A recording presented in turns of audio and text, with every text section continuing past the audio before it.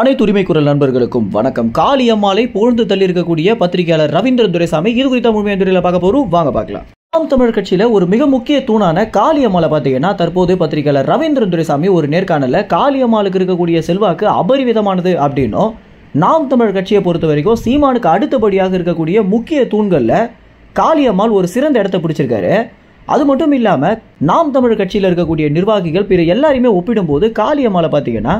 தமிழ்நாட்டு மக்கள் தன்னுடைய குடும்பத்தில் ஒருத்தராக நினைக்கிறாங்க அப்படின்றதுக்கு நிறைய எடுத்துக்காட்டு இருக்கு அப்படின்னும், உதாரணத்துக்கு இந்த மதுவிலக்கு போராட்டத்தின் போது காளியம்மாளை கைது பண்ண வந்த காவலர்களிடம் அந்த இடத்துல இருக்கக்கூடிய மக்கள் எதிர்த்து பேசினது மட்டும் இல்லாம ட்விட்டர் முழுக்க தமிழ்நாட்டில் இருக்கக்கூடிய பல்வேறு பெண்மணிகள் பார்த்தீங்கன்னா காளியம்மாளை கைது பண்ணீங்க அப்படின்னா தமிழ்நாடு முழுக்க போராட்டம் வெடிக்கும் அப்படின்ற ஒரு மிரட்டலை வீடியோவாகவே ரொம்ப துணிச்சலாக மக்கள் வெளியிட்டு இருந்தாங்க. இதுல இருந்தே சீமானுக்கு அடுத்தபடியாக காளியம்மாளுக்கு ஒரு பெரிய ஆதரவு தமிழ்நாட்டில் இருக்கு அப்படின்றது தெரிய வருது அப்படின்னும், இந்த முறை நாம் தமிழர் கட்சியுடைய வேட்பாளர் அறிமுக பொதுக்கூட்டம் அப்படின்றது பிற கட்சிகள் பார்த்து பொறாமைப்படுற அளவுக்கும் ஒரு பீதியில் இருக்கக்கூடிய அளவுக்கு தான் இருந்திருக்கு அப்படின்னும், உதாரணத்துக்கு காளியம்மாள் ஒரு சிறந்த இடத்தை பிடிச்சிருக்காங்க அப்படின்றது நம்ம எல்லோருமே பதிவாகி விட்டது. அதற்கு பிறகு வீரப்பனுடைய மகளை களமிறக்குனதும் நாச்சியால் சுதந்தி கட்சியிலிருந்து வெளியே போயிட்டாங்களே அப்படின்னு துவண்டு போகாம அந்த இடத்துல ஒரு செல்வாக்கான ஒரு மருத்துவரை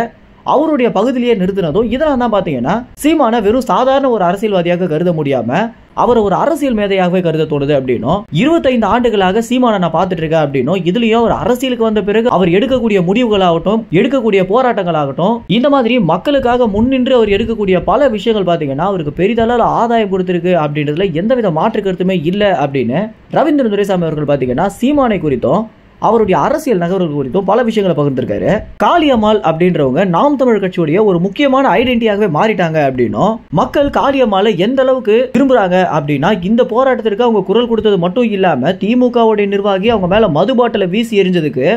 காவலர்களிடம் ஒரு பெரிய அழுத்தத்தை பார்த்தீங்கன்னா தமிழ்நாட்டில் இருக்கக்கூடிய பல்வேறு பெண்கள் கூட்டமைப்பு எழுந்து போராட ஆரம்பிச்சிருந்தாங்க அப்படின்ற விஷயத்தை ரவீந்திரன் துரைசாமி பார்த்தீங்கன்னா மீண்டும் ஒரு முறை நினைவூட்டியிருக்காரு. இது எல்லாமே நான் எதனால சொல்றேன் அப்படின்னு ரவீந்திரன் துரைசாமி சொல்றாரு அப்படின்னா, நாம் தமிழர் கட்சியில சீமானுக்கு அடுத்தபடியாக யாருக்கு செல்வாக்கு இருக்கு அப்படின்ற கேள்வியை இனிமே கேட்கக்கூடாது அப்படின்றதுனாலதான் அப்படின்னும், ஏன்னா முன்னெல்லாம் நாம் தமிழர் கட்சின்னு சொன்னாலே நம்ம எல்லோருக்குமே வெறும் சீமான் மட்டும் தான் ஞாபகத்துக்கு வருவாரு. ஆனா இந்த முறை பார்த்தீங்கன்னா சீமானுக்கு அடுத்தபடியாக சாட்டை துரைமுருகன், காளியம்மாள், இடுமோனம் கார்த்தி, ஹுமாயூன், வீரப்பனுடைய மகள் அப்படின்னு ஒரு நாம் தமிழ் கட்சி அப்படின்றது ஒரு மிகப்பெரிய வலுவான திமுக கட்சிக்கு நிகராக மாறிட்டு வந்துட்டு இருக்கிறத நம்ம ஏற்றுக்கொண்டே ஆகணும் அப்படின்றத ரவீந்திரன் துரைசாமி சொல்லக்கூடிய தகவலாக இருக்கு. மேலும் இந்த தகவல் பத்தி நீங்க என்ன நினைக்கிறீங்க அப்படின்னு, உண்மையிலேயே காளியம்மாளுக்கு தமிழ்நாட்டில் எந்த அளவுக்கு ஆளுமை இருக்கு அப்படின்ற உங்க கருத்துக்களை கமெண்ட்ஸ்ல தெரிவிங்க. நன்றி, வணக்கம்.